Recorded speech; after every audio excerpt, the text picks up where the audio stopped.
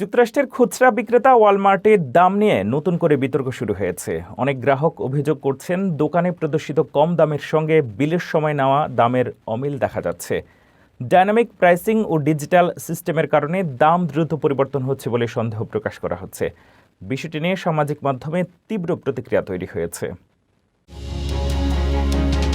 যুক্তরাষ্ট্রের অন্যতম বৃহৎ খুচরা বিক্রেতা ওয়ালমার্টকে ঘিরে নতুন করে তীব্র বিতর্ক তৈরি হয়েছে। গ্রাহক ও অনলাইন ব্যবহারকারীদের একাংশ অভিযোগ করছেন, দোকানে প্রদর্শিত দামের সঙ্গে ক্যাশ কাউন্টারে বিলের সময় নেয়া দামের অমিল দেখা যাচ্ছে, যা অনেকের মতে ডাইনামিক প্রাইসিং বা অ্যালগরিদম ভিত্তিক মূল্য পরিবর্তনের ফল।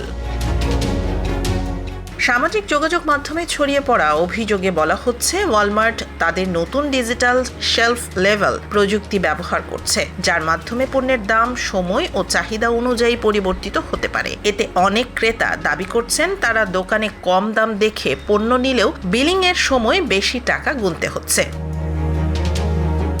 একজন অনলাইন ব্যবহারকারী অভিযোগ করে বলেন, এটি ইচ্ছাকৃতভাবে দাম লুকানোর একটি সিস্টেম এবং ক্রেতাদের বিভ্রান্ত করার চেষ্টা। অন্যদিকে একজন গ্রাহক ভাইরাল ভিডিওতে দাবি করেন, তিনি একটি পণ্যের ডিসকাউন্ট দেখে নিলেও ক্যাশ রেজিস্টারে অনেক বেশি দাম চার্জ করা হয়েছে।